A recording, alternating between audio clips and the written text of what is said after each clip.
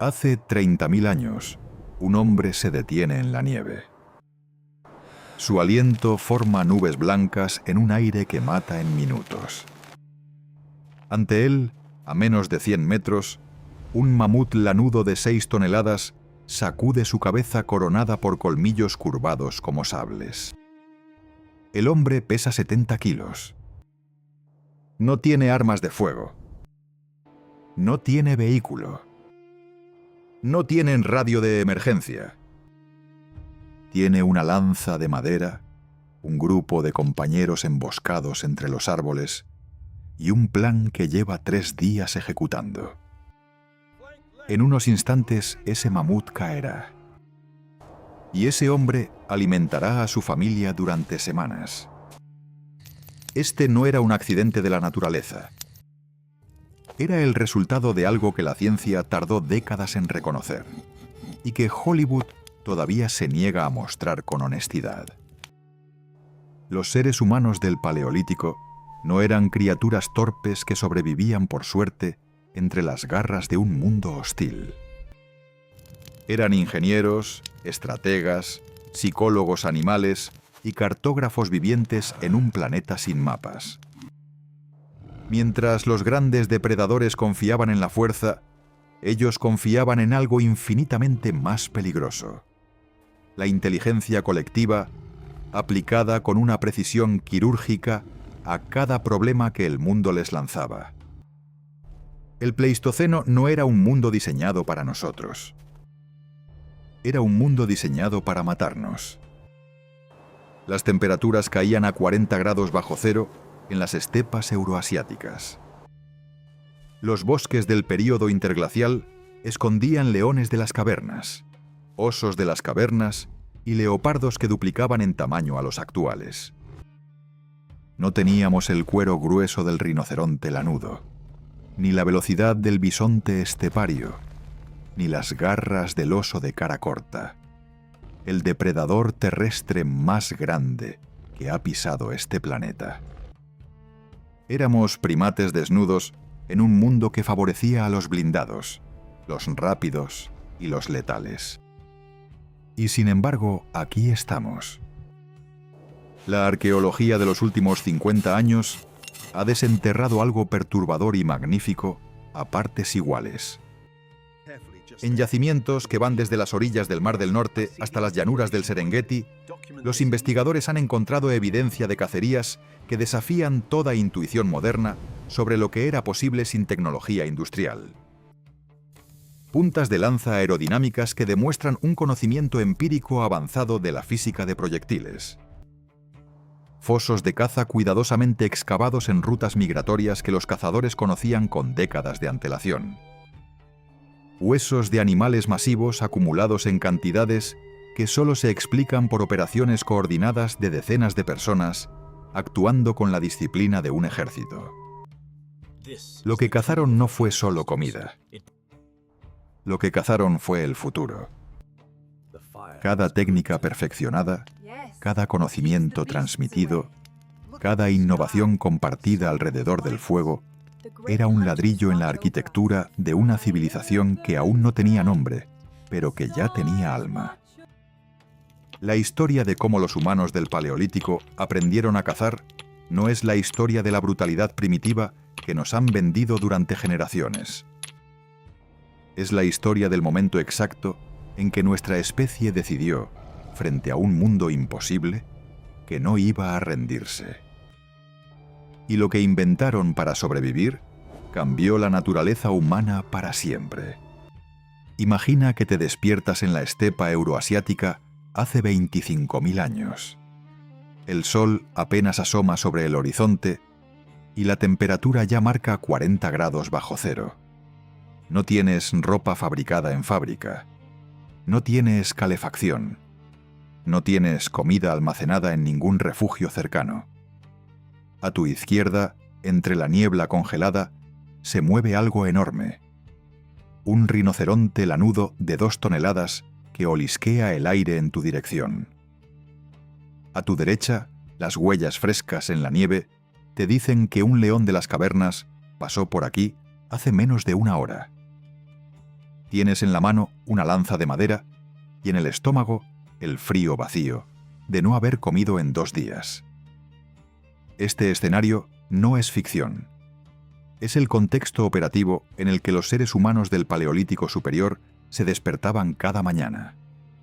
Y lo más asombroso no es que algunos sobrevivieran.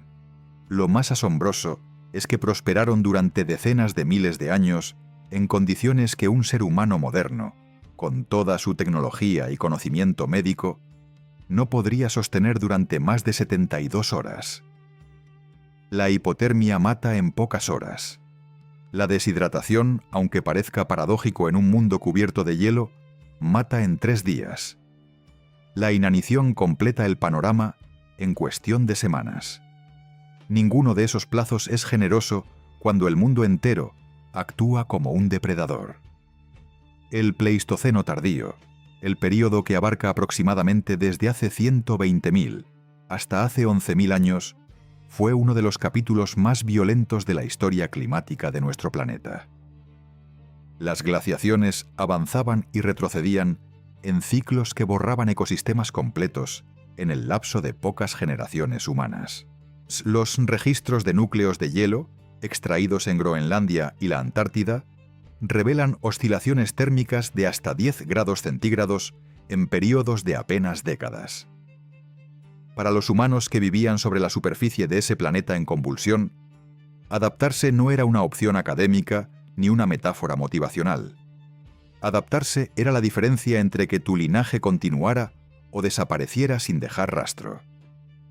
En ese contexto, la especie humana no solo sobrevivió las glaciaciones, sino que expandió su territorio hasta cubrir 3 continentes antes de que el hielo retrocediera definitivamente. Pero hay algo que hace todavía más perturbadora esta historia de supervivencia.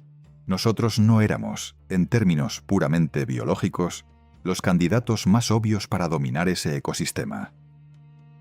Comparados con las otras grandes especies del Pleistoceno, los humanos del Paleolítico presentaban un perfil de vulnerabilidades casi ridículo. El mamut lanudo tenía piel, grasa subcutánea y pelaje capaz de resistir temperaturas letales para cualquier primate. El bisonte estepario podía alcanzar 45 km por hora en campo abierto.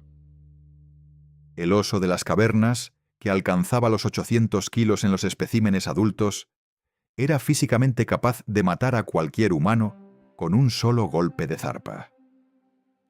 Los humanos, en cambio, no podemos correr rápido. No tenemos garras. Nuestra piel desnuda pierde calor a una velocidad que nos hace peligrosamente dependientes de fuentes externas de temperatura. Y nuestras crías son las más frágiles y de maduración más lenta entre todos los mamíferos grandes del planeta. Los paleoantropólogos que estudian los registros fósiles de este periodo suelen usar una palabra que en un principio sorprende: especialización. Los grandes depredadores del Pleistoceno estaban exquisitamente especializados para sus nichos. El leopardo de las cavernas era un asesino silencioso perfeccionado para emboscadas en terreno arbolado. El lobo gigante, cuya mordida era un 13% más potente que la del lobo moderno, según análisis realizados sobre cráneos excavados en yacimientos de América del Norte, estaba diseñado para persecuciones largas en terreno abierto. Cada uno era una obra maestra de ingeniería evolutiva para un entorno específico. Y precisamente esa era su trampa. Cuando los entornos cambiaban, las criaturas hiperadaptadas sufrían primero. Los humanos, en cambio, eran algo diferente. Éramos la única especie que podía cambiar de nicho antes de que el nicho desapareciera. Esta flexibilidad no era mágica ni gratuita. Tenía un coste metabólico enorme. El cerebro humano representa apenas el 2% del peso corporal, pero consume el 20% de toda la energía que producimos. En un entorno donde las calorías eran un recurso escaso y disputado, mantener ese órgano funcionando a pleno rendimiento requería una ingesta calórica que la simple recolección de vegetales no podía garantizar en los largos inviernos del Pleistoceno.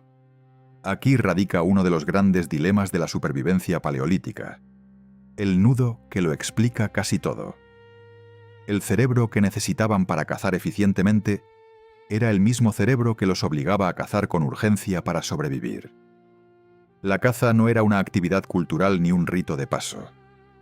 Era el combustible del único motor que los mantenía vivos. Y los registros arqueológicos de sitios como Boxgrove en Inglaterra, con una antigüedad de 400.000 años, o como las orillas del lago Turkana en Kenia, que conservan evidencia de actividad de carnicería humana de hace 2 millones de años, pintan un cuadro que resulta incómodo para la visión romántica del cazador-recolector como ser en armonía pasiva con la naturaleza. Estos humanos estaban en guerra permanente con su entorno.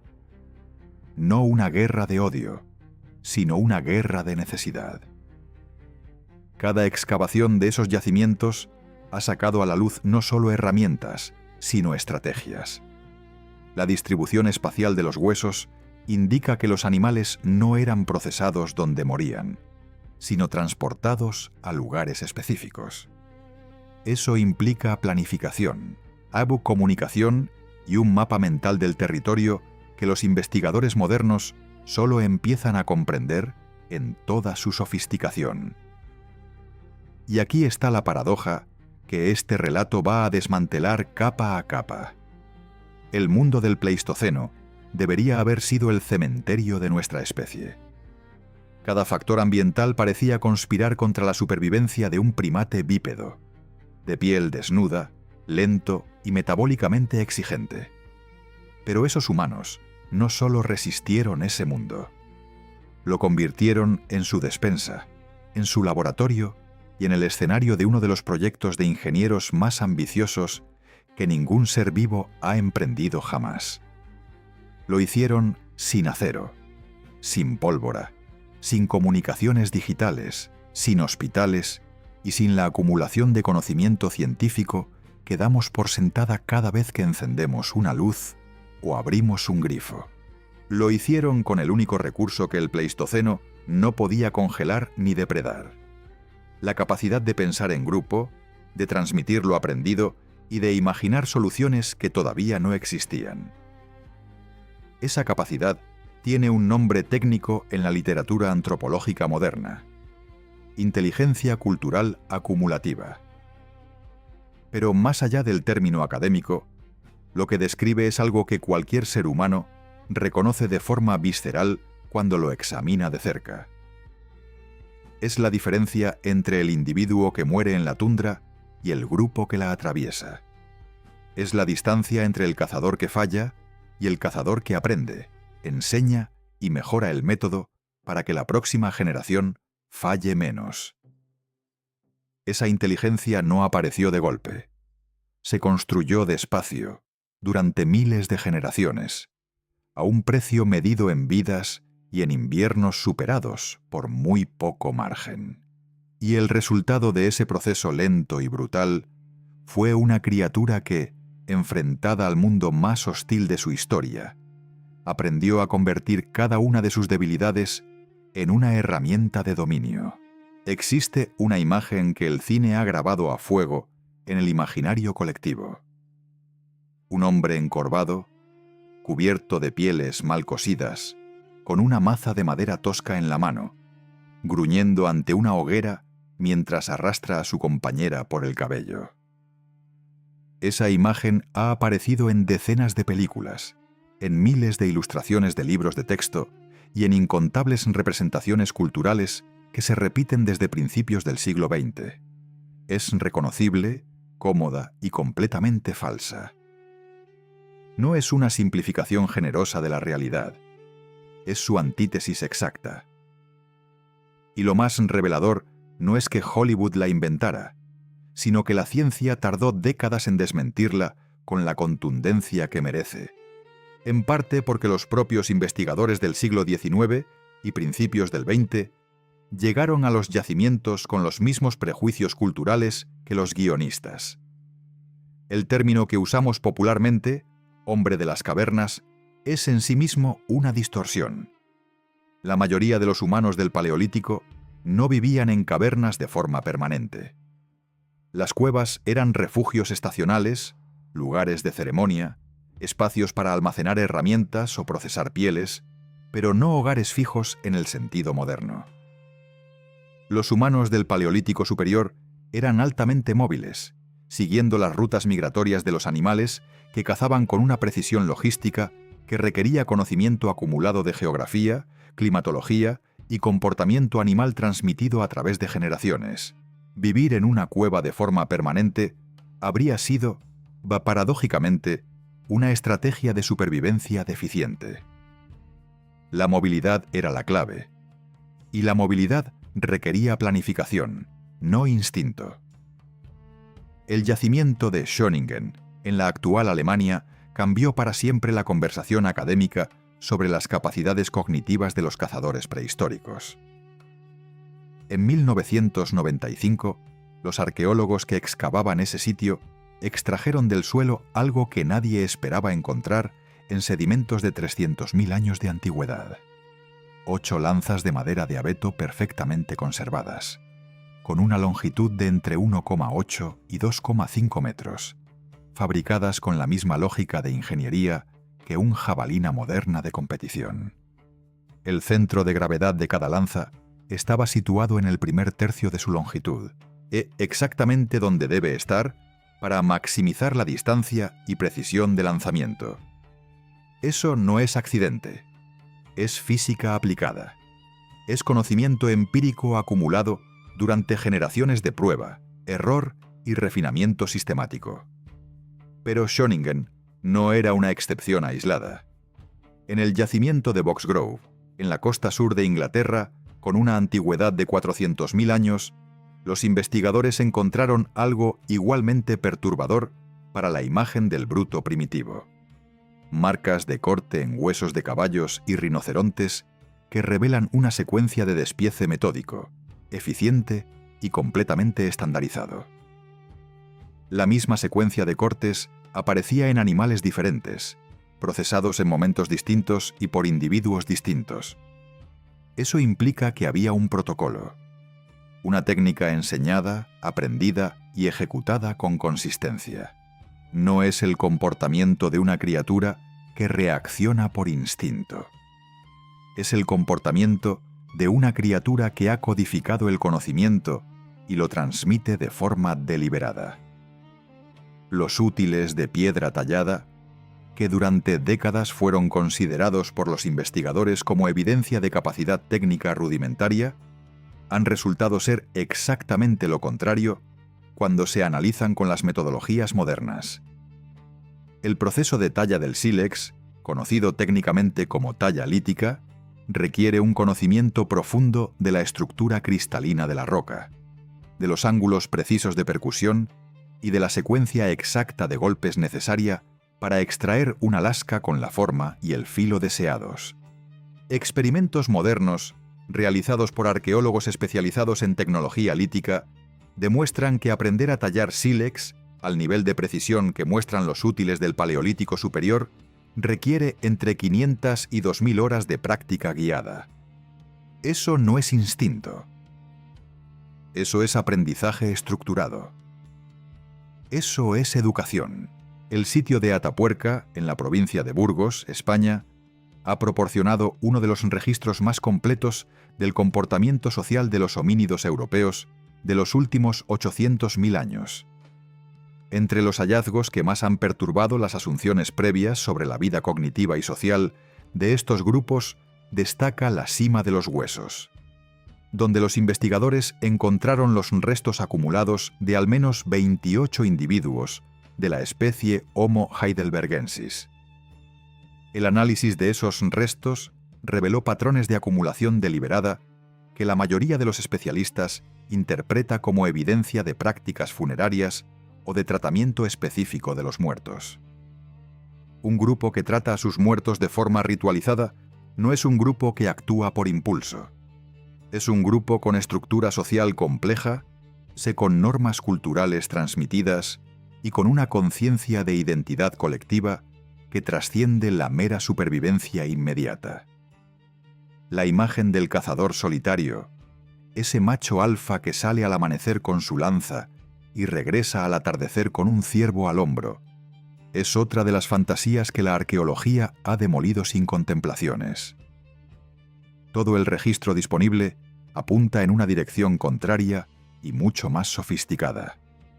Las acumulaciones de huesos en sitios como la Cueva de Arago en Francia o los yacimientos de la llanura de Torralba-Llambrona en España revelan que los animales abatidos eran demasiado grandes y numerosos para ser obra de individuos o parejas actuando de forma independiente.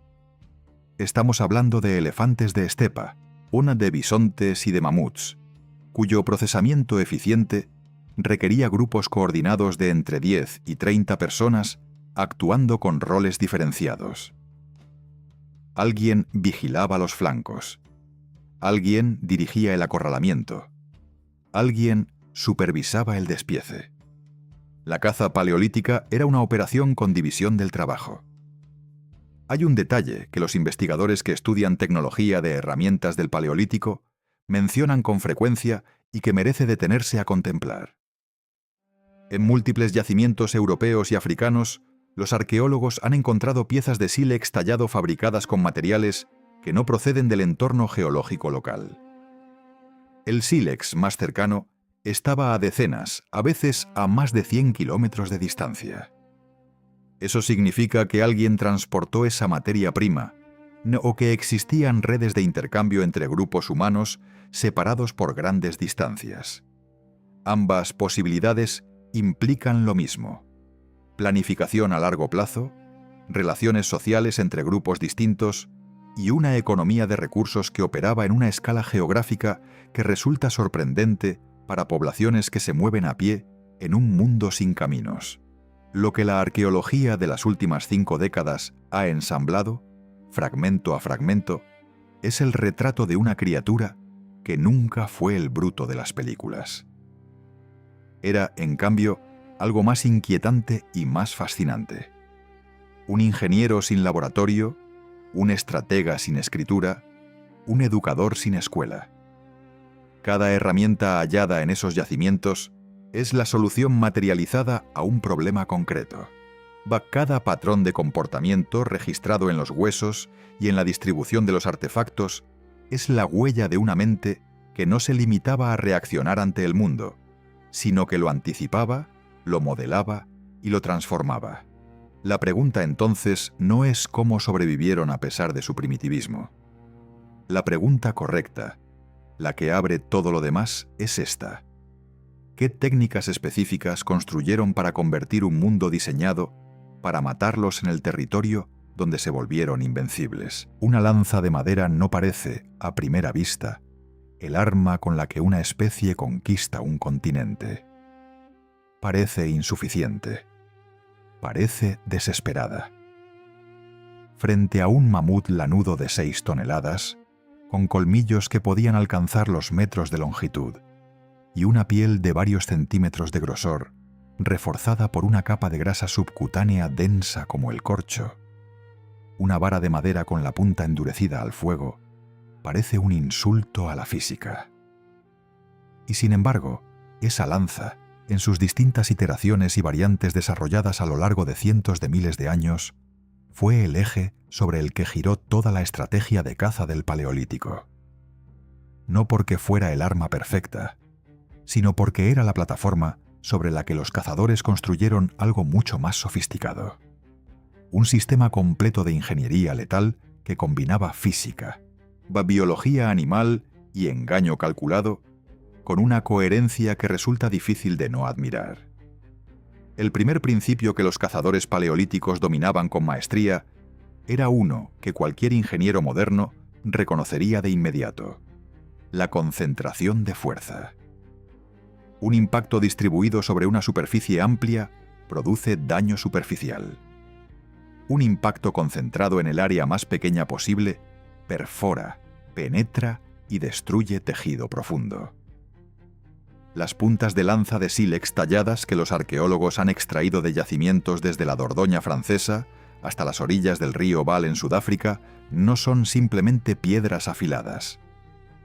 Son el resultado de un proceso de reducción controlada que buscaba crear el filo más delgado y el ángulo de penetración más eficiente posible para atravesar cuero grueso, grasa y músculo. El análisis microscópico de esas puntas revela ángulos de talla que oscilan entre los 22 y los 28 grados, un rango que los estudios modernos de balística de tejidos blandos identifican como óptimo para maximizar la penetración con el mínimo de fuerza de impulso. Eso no es coincidencia, es empirismo acumulado. Pero la punta era solo el principio. El verdadero salto tecnológico que transformó la eficacia de la lanza como arma de caza llegó con el desarrollo del propulsor, conocido en la literatura arqueológica por su nombre en lengua náhuatl, el atlatl. Este dispositivo, que en su forma más básica es una vara con un gancho en un extremo, donde se apoya la base de la lanza, actúa como una extensión artificial del brazo humano. La física detrás de su funcionamiento es elegante y devastadora. Al aumentar la longitud efectiva del brazo lanzador, el propulsor multiplica el momento angular y permite transferir una cantidad de energía cinética a la lanza que el brazo humano solo no puede generar. Los cálculos realizados por investigadores que han reproducido experimentalmente el uso del atlatl indican que este dispositivo puede triplicar la velocidad de lanzamiento y quintuplicar la energía de impacto en comparación con el lanzamiento manual directo. Los propulsores más antiguos confirmados hasta la fecha proceden de yacimientos del sur de Francia con una antigüedad de entre 17.000 y 23.000 años. Pero la distribución geográfica del artefacto sugiere un desarrollo independiente en múltiples regiones, lo que indica que distintos grupos humanos llegaron a la misma solución de ingeniería de forma convergente. Sin embargo, el arsenal paleolítico no se limitaba a la tecnología de proyectiles. Las trampas representaban una dimensión completamente diferente de la estrategia de caza, y su sofisticación ha sido sistemáticamente subestimada porque, a diferencia de las herramientas de piedra, rara vez se conservan en el registro arqueológico. Las maderas, las cuerdas de tendón y las estructuras de ramas que formaban los mecanismos de las trampas se descomponen en siglos o milenios, dejando solo huellas indirectas de su existencia. Esas huellas, sin embargo, son suficientemente elocuentes. En yacimientos como Neumark Nord en Alemania y en varios sitios del norte de África, los investigadores han identificado concentraciones de huesos de animales en zonas de geografía particular, bordes de barrancos, estrechamientos naturales entre formaciones rocosas y orillas de antiguos lagos, que solo tienen sentido si los animales fueron deliberadamente dirigidos hacia esas zonas mediante estructuras o técnicas de acorralamiento. La trampa más eficiente no siempre era un mecanismo mecánico. A veces era el propio paisaje, reconfigurado por la intervención humana para convertir una característica natural en una emboscada. Los fosos de caza merecen una mención especial porque representan uno de los ejemplos más claros de planificación a largo plazo en el comportamiento de caza paleolítico. Excavar un foso de las dimensiones necesarias para atrapar un mamut o un rinoceronte lanudo, entre 2 y 3 metros de profundidad por 5 metros de abertura, requería un esfuerzo colectivo de días o semanas. Requería herramientas de excavación. Requería un conocimiento preciso de las rutas habituales del animal objetivo. Y requería la certeza de que ese esfuerzo inverso sería rentable. Es decir, que el animal pasaría por ese lugar en el momento esperado. Eso implica un modelo mental del comportamiento del animal que solo puede construirse a través de observación sistemática acumulada durante generaciones. El foso no era una respuesta improvisada al hambre inmediata. Era una inversión de recursos calculada sobre la base de un conocimiento etológico profundo. La piedra, la madera y el hueso no eran los únicos materiales del arsenal paleolítico. El fuego desempeñaba un papel en la caza que va mucho más allá de la imagen popular de la hoguera nocturna. Los registros de suelos quemados, en patrones específicos hallados en múltiples yacimientos africanos y europeos, sugieren que los cazadores paleolíticos usaban el fuego como herramienta activa de acorralamiento, generando barreras de humo y llamas para dirigir a los animales hacia zonas donde los cazadores esperaban emboscados. Los animales grandes, como el bisonte y el caballo salvaje, responden al fuego con patrones de huida predecibles, moviéndose en sentido contrario al frente de calor. Un grupo de cazadores que conociera esos patrones de huida podía usar fuego en los flancos para canalizar a un rebaño completo hacia un acantilado, una zona pantanosa o una formación rocosa que funcionara como trampa natural. Este tipo de caza dirigida por fuego ha dejado huellas inequívocas en yacimientos como el de la Côte de Saint-Brelade, en la isla de Jersey, donde los huesos de al menos 20 mamuts y rinocerontes lanudos fueron encontrados acumulados al pie de un acantilado de 10 metros de altura, en un patrón que solo se explica por un acorralamiento sistemático y repetido durante generaciones. Hay una dimensión del arsenal paleolítico que raramente aparece en los documentales de divulgación y que merece ser nombrada con la misma atención que las lanzas y los propulsores: el veneno. La evidencia de uso de sustancias tóxicas para potenciar la efectividad de las armas de caza en el Paleolítico es más temprana de lo que la mayoría de la gente imagina.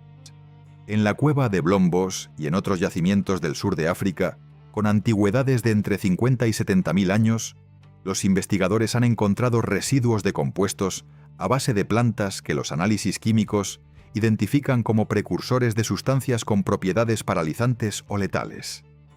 El uso de veneno en las puntas de los proyectiles no solo aumentaba la probabilidad de que un impacto no letal fuera suficiente para detener a un animal grande, sino que también permitía a los cazadores herir a la presa y seguirla a distancia segura, mientras el tóxico hacía su efecto, reduciendo drásticamente el riesgo del momento de máxima peligrosidad en cualquier caza: el contacto directo con un animal grande y herido.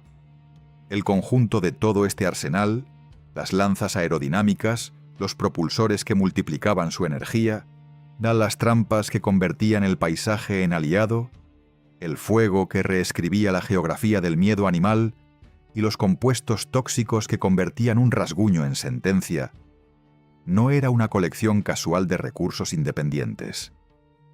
Era un sistema integrado donde cada elemento compensaba las limitaciones del anterior y potenciaba las fortalezas del siguiente. Ningún cazador paleolítico usaba todas esas herramientas simultáneamente en cada cacería. Pero todos los grupos humanos exitosos del Pleistoceno poseían el conocimiento de cuándo usar cada una, cómo combinarlas y cómo adaptarlas a las condiciones específicas del terreno, la especie objetivo y la estación del año. Esa capacidad de selección contextual, de elegir la herramienta correcta para el problema correcto en el momento correcto, era en sí misma una forma de inteligencia tan sofisticada como cualquiera de las herramientas que producía. Pero incluso con todo ese arsenal, seguía existiendo un problema que ninguna lanza podía resolver sola. Un problema que requería algo que no podía tallarse en sílex ni endurecerse al fuego. Hay un experimento mental que los antropólogos evolutivos utilizan con frecuencia para ilustrar la singularidad de la cooperación humana. Imagina dos grupos de primates enfrentados al mismo problema. Un bisonte de 900 kilos que necesita ser abatido para alimentar a 20 individuos durante una semana. El primer grupo, chimpancés, intentará una caza desorganizada donde varios machos persiguen al animal de forma simultánea pero independiente, cada uno respondiendo a sus propios impulsos y sin coordinación sostenida. El segundo grupo, humanos del Paleolítico superior, desplegará algo radicalmente distinto. Roles asignados, señales comunicativas acordadas de antemano, posiciones predeterminadas en el terreno y una secuencia de acciones que cada individuo ejecuta sabiendo exactamente qué harán los demás en cada momento. El resultado no es solo cuantitativamente diferente, es cualitativamente de otra categoría. Y esa diferencia, esa capacidad de convertir a un grupo de individuos en un organismo colectivo, con un propósito compartido, fue probablemente la ventaja evolutiva más decisiva que nuestra especie desarrolló jamás. El yacimiento de Solutré, en la región de Borgoña, en Francia, es uno de los registros arqueológicos más impresionantes y más reveladores de la historia de la caza cooperativa paleolítica. Al pie de una roca caliza que se eleva abruptamente sobre la llanura circundante, los investigadores han excavado a lo largo de más de un siglo de trabajo arqueológico los restos de más de 100.000 caballos salvajes acumulados en un área relativamente compacta. 100.000 caballos. El depósito de huesos alcanza en algunos puntos varios metros de profundidad y se extiende a lo largo de un período que abarca desde hace aproximadamente 32.000 años hasta hace 11.000 años. Ese volumen de caza concentrada en un único punto geográfico durante generaciones no puede explicarse por la acción de cazadores individuales o grupos pequeños actuando de forma espontánea. Requiere algo que los arqueólogos han tardado en nombrar con la palabra correcta: organización institucional. Lo que ocurría en Solutré y en docenas de yacimientos similares distribuidos por Europa, Asia y América del Norte, era una caza de manada a gran escala que requería la coordinación de grupos que podían superar los 30 o 40 individuos activos. Los caballos salvajes del Pleistoceno europeo eran animales de estepa que seguían rutas migratorias estacionales predecibles.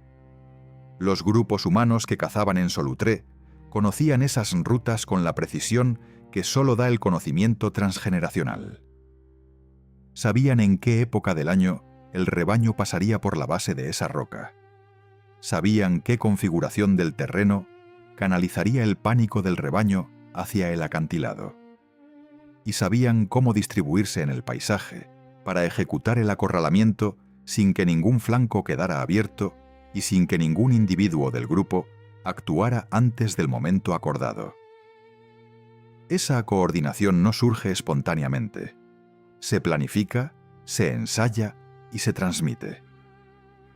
La división de roles en una caza cooperativa paleolítica era más compleja y más especializada de lo que la mayoría de las reconstrucciones populares sugieren. Los estudios etnográficos de comunidades cazadoras-recolectoras contemporáneas, que los antropólogos utilizan como modelos de referencia para inferir comportamientos del pasado, revelan consistentemente una estructura de roles que incluye al menos categorías diferenciadas. Los acosadores son los individuos más rápidos y resistentes, cuya función es mantener al animal o al rebaño en movimiento sostenido hasta el agotamiento. Los flanqueadores se posicionan en los laterales de la ruta de huida para evitar que los animales escapen hacia los lados. Los emboscadores esperan inmóviles en el punto de convergencia planificado, donde lanzarán sus armas en el momento de máxima eficacia. Y los coordinadores, generalmente los cazadores más experimentados, supervisan el desarrollo de la operación y adaptan la estrategia en tiempo real cuando el comportamiento del animal se desvía del plan previsto. Cada rol requiere habilidades distintas, y la eficacia del sistema depende de que cada individuo ejecute su función específica sin improvisaciones que rompan la sincronía colectiva. Pero la cooperación en la caza paleolítica tenía una dimensión que trasciende la mecánica táctica y que resulta más difícil de rastrear en el registro arqueológico, aunque no imposible: la dimensión del lenguaje. Coordinar a 30 cazadores distribuidos sobre varios kilómetros de terreno en una operación que puede durar horas requiere comunicación sofisticada. Requiere la capacidad de referirse a elementos del entorno ausentes, de describir planes futuros y de asignar responsabilidades con suficiente precisión como para que cada individuo entienda su rol sin ambigüedad. Los lingüistas evolutivos que estudian los orígenes del lenguaje humano sitúan la presión selectiva más intensa hacia el desarrollo del lenguaje complejo precisamente en el contexto de la caza cooperativa. No es que el lenguaje hiciera posible la cooperación. Es que la cooperación, en la escala y la complejidad que los humanos del Paleolítico necesitaban para cazar con eficacia, hizo indispensable el lenguaje. Los dos sistemas coevolucionaron, cada uno impulsando al otro hacia niveles superiores de sofisticación. El yacimiento de Torralba y Ambrona, en la provincia de Soria, en España, con una antigüedad de entre 300.000 y 400.000 años, proporciona evidencia de caza cooperativa en una especie anterior al Homo sapiens que desafía incluso las asunciones más conservadoras sobre las capacidades cognitivas de los homínidos del Pleistoceno medio. En ese sitio, los arqueólogos han recuperado los restos de al menos 30 elefantes de estepa, una especie que superaba los 5 metros de altura en los individuos adultos, junto con herramientas de piedra distribuidas en un patrón que sugiere procesamiento colectivo organizado. Abatir 30 elefantes no es algo que ocurra por acumulación casual de eventos individuales a lo largo del tiempo. La distribución espacial de los huesos y las herramientas indica eventos de caza concentrados, donde múltiples animales fueron abatidos en períodos cortos. Eso requiere grupos grandes, coordinación sofisticada y un conocimiento del comportamiento del elefante que solo puede construirse a través de generaciones de observación sistemática y transmisión oral del conocimiento acumulado. Hay un aspecto de la cooperación en la caza paleolítica que raramente se menciona y que resulta, paradójicamente, uno de los más reveladores sobre la complejidad social de estos grupos: la distribución equitativa de la presa. Los estudios etnográficos de comunidades cazadoras-recolectoras actuales, desde los Hadza del norte de Tanzania hasta los Aché del Paraguay, revelan de forma consistente sistemas elaborados de distribución de la carne que gobiernan quién recibe qué porción de un animal abatido. Esos sistemas no son opcionales ni informales, y son normas sociales con peso coercitivo, cuya violación tiene consecuencias para el estatus y las relaciones del infractor dentro del grupo. La existencia de esas normas implica algo profundo. La cooperación en la caza no era solo una estrategia de captura, sino el núcleo de un sistema social completo que incluía obligaciones, reciprocidades y reputaciones construidas a lo largo del tiempo.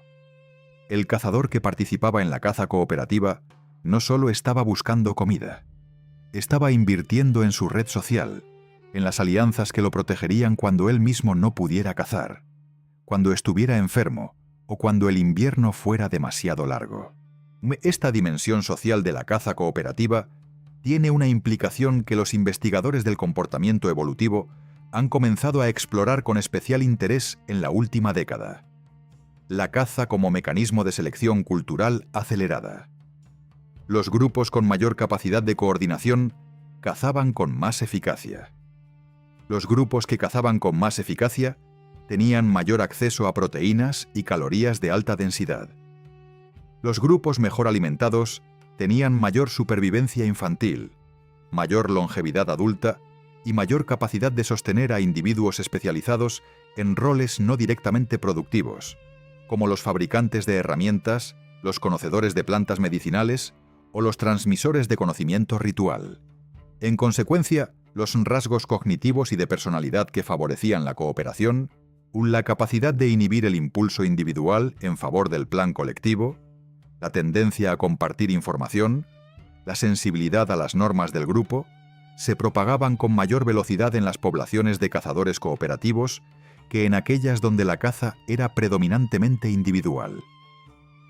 La caza no solo alimentaba a los humanos del Paleolítico, los estaba convirtiendo, generación tras generación, en una especie cada vez más social, más comunicativa y más capaz de construir el tipo de civilización que vendría después. Pero toda esa coordinación, toda esa tecnología y toda esa cooperación dependían de algo que no podía fabricarse con sílex ni transmitirse en una sola caza. Dependían de un conocimiento del mundo tan profundo y tan detallado que sus propios portadores probablemente no eran conscientes de su extraordinaria singularidad. Un rastreador, San del desierto del Kalahari, puede observar las huellas dejadas por un kudú macho en la arena seca y determinar con una precisión que desconcierta a los zoólogos modernos que lo acompañan la edad aproximada del animal, su estado de salud, si ha comido recientemente, si está en periodo de celo y hacia dónde se dirige con mayor probabilidad en las próximas horas. No lo hace mediante intuición mística ni por un sentido especial que los humanos modernos hayamos perdido. Lo hace aplicando un sistema de lectura de información ambiental tan estructurado y tan rico en categorías como cualquier disciplina científica formal, con la diferencia de que ese sistema no está escrito en ningún manual, sino grabado en la memoria de generaciones a través de décadas de transmisión oral e imitación práctica. Los investigadores que han documentado estas capacidades en comunidades cazadoras-recolectoras contemporáneas utilizan un término que al principio suena desproporcionado y que después, cuanto más se examina la evidencia, parece completamente insuficiente: ciencia del rastreo. Los cazadores del Paleolítico operaban sobre la base de un sistema de conocimiento del entorno cuya sofisticación no tiene equivalente moderno fácil de señalar. No era solo saber dónde estaban los animales. Era comprender el ecosistema completo como una red de relaciones interdependientes donde cada elemento, el viento, la nieve, la vegetación, el comportamiento de las aves, el olor del suelo húmedo, la dirección en que doblaban las hierbas aplastadas, era un dato que se integraba en un modelo mental dinámico y continuamente actualizado. Los etólogos que estudian el comportamiento animal moderno tardan años en construir una comprensión parcial del repertorio conductual de una sola especie, utilizando tecnología de seguimiento por satélite, cámaras trampa y análisis estadístico.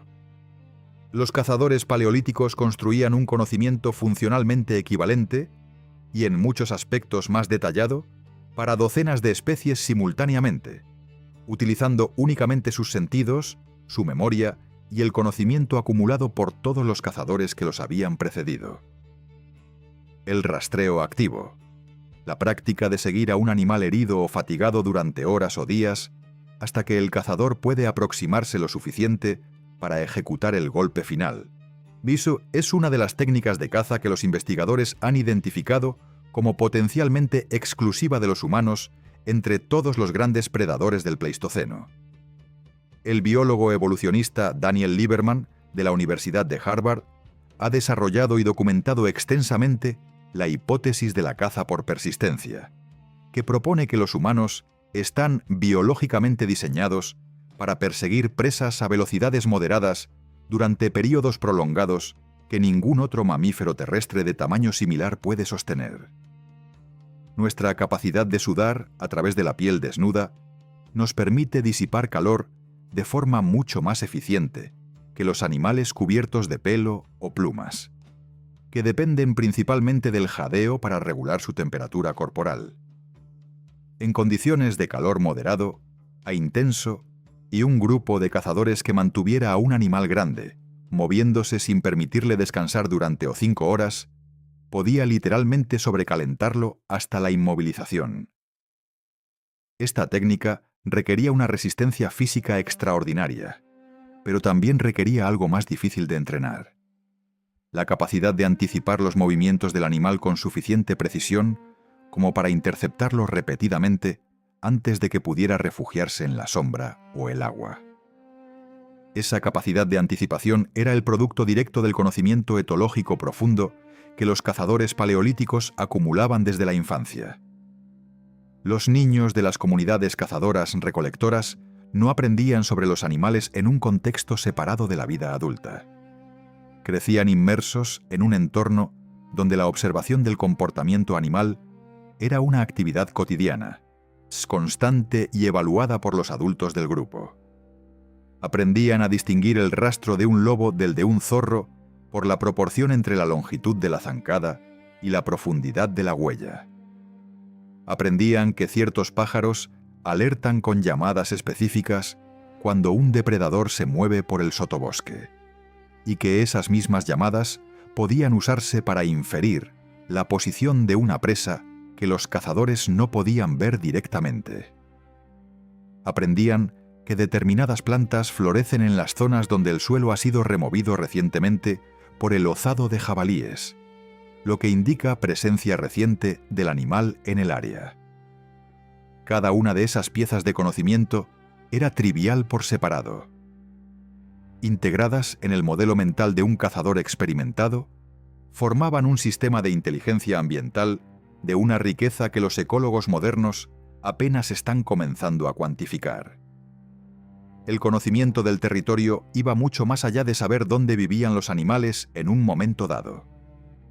Los cazadores paleolíticos construían y mantenían mapas mentales de su territorio de caza que incluían información estacional, histórica y predictiva. Sabían qué vados del río eran transitables en primavera y cuáles quedaban bloqueados por el deshielo. Sabían en qué ladera del valle crecía primero la hierba nueva después del invierno, y por tanto, dónde aparecerían primero los herbívoros migratorios que seguían el avance del pasto fresco. Sabían qué zonas del bosque producían bellotas en años de buena cosecha, y qué animales congregaba esa abundancia. Los estudios de movilidad en comunidades cazadoras-recolectoras contemporáneas revelan que los individuos adultos mantienen mapas cognitivos detallados de territorios que pueden superar los 2000 kilómetros cuadrados, con una densidad de información por unidad de área que supera con frecuencia la de los mapas cartográficos modernos de las mismas regiones. Ese mapa no era una representación estática, era un modelo dinámico que se actualizaba con cada expedición de caza, cada observación climática y cada conversación con grupos vecinos que compartían información sobre movimientos de animales en territorios adyacentes. La psicología animal, el conocimiento del estado interno del animal, sus miedos, sus respuestas al estrés, sus patrones de comportamiento en situaciones de amenaza, era quizás el componente más sutil y más difícil de adquirir del arsenal cognitivo del cazador paleolítico.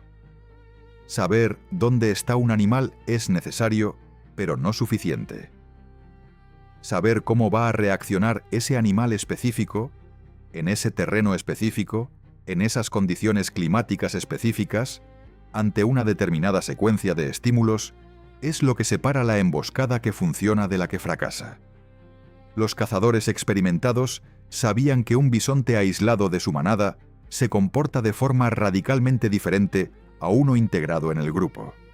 Sabían que un mamut macho, en periodo de must, el estado hormonal de agresividad elevada que caracteriza a los elefantes machos adultos, era impredecible, de formas que lo hacían simultáneamente más peligroso y más vulnerable a determinadas tácticas de acoso. Sabían que los caballos salvajes huyen siempre en la dirección del viento y que ese comportamiento podía explotarse para dirigir un rebaño en pánico hacia una posición predeterminada con una precisión casi mecánica. El conocimiento meteorológico de los cazadores paleolíticos merece una atención especial porque representa una de las áreas donde la brecha entre su capacidad real y la percepción popular es más pronunciada. La predicción del tiempo a corto plazo, en el horizonte de las próximas horas o días, era una habilidad crítica para la caza. Una tormenta sorpresiva podía dispersar a una presa que había costado días rastrear. Un cambio de viento podía alertar a un animal de la presencia de los cazadores en el momento más crítico de la emboscada. Los cazadores que sobrevivían y prosperaban eran los que podían leer las señales atmosféricas con suficiente antelación como para adaptar sus planes. Los registros etnográficos de comunidades cazadoras-recolectoras documentan sistemas de predicción meteorológica basados en la observación de nubes, vientos, comportamiento animal, humedad del suelo y fenología vegetal que, dentro de sus rangos de aplicabilidad geográfica y estacional, presentan tasas de acierto comparables a las de los modelos meteorológicos modernos de corto plazo para las mismas regiones. Todo este conocimiento, el rastreo, la etología, la cartografía cognitiva, la meteorología empírica y la psicología animal, no existía en la mente de ningún individuo en su totalidad. Existía distribuido entre los miembros del grupo con diferentes individuos especializados en diferentes dominios, y se integraba en cada operación de caza a través de la comunicación y la deliberación colectiva. Un cazador podía ser el experto en el comportamiento del mamut. Otro podía ser el que mejor leía las condiciones del terreno en el sector norte del territorio. Un tercero podía tener el conocimiento más detallado de las rutas de escape que los caballos usaban en esa estación particular del año. La caza no era la acción de un individuo omnisciente. Era la síntesis operativa de una inteligencia colectiva distribuida. Y esa síntesis, esa capacidad de combinar conocimientos especializados de múltiples individuos en una acción coordinada y eficaz, era precisamente el sistema que los cazadores del Paleolítico habían perfeccionado durante miles de generaciones, hasta convertirlo en algo que el mundo no había visto antes y que cambiaría irreversiblemente el destino de nuestra especie. Hace 11.500 años, el clima del planeta experimentó uno de los cambios más abruptos de los últimos 100.000 años. En un periodo de apenas décadas, las temperaturas medias del hemisferio norte ascendieron entre 5 y 8 grados centígrados. Los glaciares que cubrían el norte de Europa y América del Norte comenzaron a retroceder a una velocidad sin precedentes en la memoria geológica reciente. Los ecosistemas de estepa fría, que habían sustentado a las grandes manadas del Pleistoceno, se fragmentaron y desaparecieron bajo el avance de los bosques templados.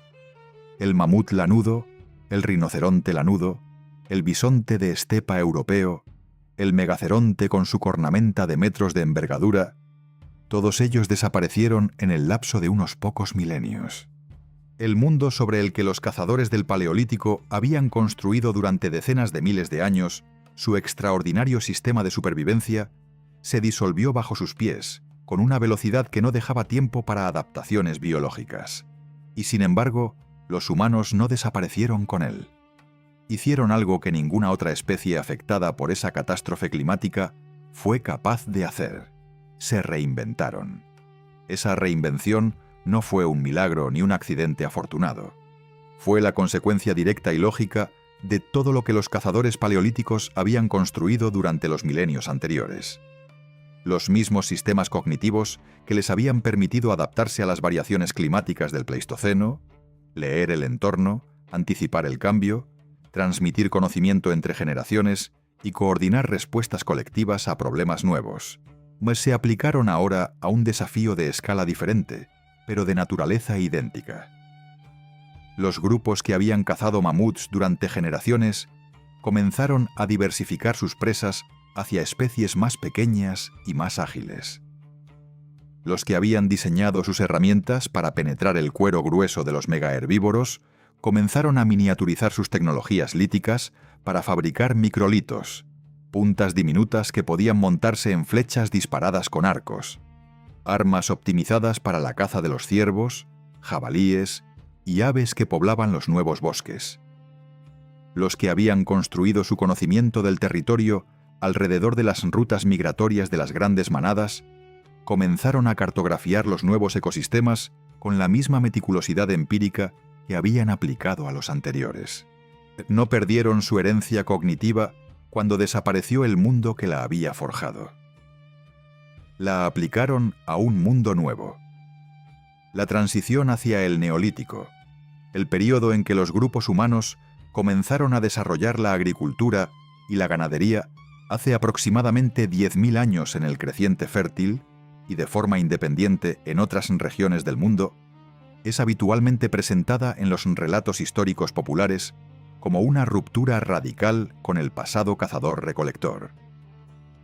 Una superación. Un salto hacia adelante que dejaba atrás una forma de vida primitiva e ineficiente. Esta narrativa es, en el mejor de los casos, una simplificación engañosa. Los primeros agricultores no abandonaron el conocimiento de sus antepasados cazadores. Lo transformaron y lo aplicaron en un nuevo contexto. Es el conocimiento profundo del ciclo estacional de las plantas que los recolectores habían acumulado durante milenios fue el fundamento conceptual sobre el que se construyó la agricultura. El entendimiento del comportamiento animal que los cazadores habían perfeccionado durante generaciones fue la base sobre la que se desarrolló la ganadería. La domesticación del trigo y del ganado no fue un descubrimiento surgido de la nada. Fue la aplicación de un conocimiento biológico y ecológico antiquísimo a una estrategia de gestión del entorno de largo plazo. Los primeros agricultores eran, en un sentido profundo, los herederos directos de los ingenieros del Paleolítico. Los experimentos modernos de arqueología experimental han añadido una dimensión de validación empírica a esta historia que resulta particularmente reveladora. En la última mitad del siglo XX, grupos de investigadores en Europa, América del Norte y Australia han intentado replicar las técnicas de caza paleolítica utilizando réplicas funcionales de las herramientas originales y aplicando los conocimientos etológicos documentados en comunidades cazadoras-recolectoras contemporáneas. Los resultados han sido consistentemente sorprendentes para los propios investigadores. Las lanzas fabricadas, siguiendo las proporciones y los materiales de los ejemplares de Schöningen, alcanzan distancias de lanzamiento y energías de impacto que los experimentadores no esperaban de armas sin componentes metálicos. Y en los propulsores reproducidos según los modelos del Paleolítico Superior Europeo, permiten a lanzadores sin entrenamiento específico alcanzar precisiones de impacto comparables a las de competidores modernos de jabalina amateur. Y los fosos de caza excavados, siguiendo las dimensiones inferidas de los registros arqueológicos, demuestran ser estructuras de una eficacia mecánica que los ingenieros civiles que participaron en algunos de esos experimentos calificaron de soluciones óptimas para el problema que resolvían. Cada uno de esos experimentos es, en esencia, la misma demostración repetida desde ángulos distintos. Estas personas sabían exactamente lo que estaban haciendo. Hay una pregunta que este relato ha ido construyendo desde su inicio y que merece ser formulada con precisión antes de responderla. ¿Qué fue exactamente lo que los cazadores del Paleolítico lograron que ninguna otra especie de su tiempo fue capaz de lograr? No fue la fuerza, no fue la velocidad, no fue la biología, fue la integración. Integraron la tecnología, perfeccionando herramientas que compensaban sus limitaciones físicas con soluciones de ingeniería que amplificaban su fuerza y su alcance. Integraron la cooperación, construyendo sistemas de coordinación colectiva que multiplicaban la eficacia de cada individuo hasta convertir a un grupo de primates vulnerables en el depredador más letal del Pleistoceno. Integraron el conocimiento, acumulando y transmitiendo información sobre el entorno a una velocidad que superaba con creces la capacidad de adaptación biológica de cualquier otra especie.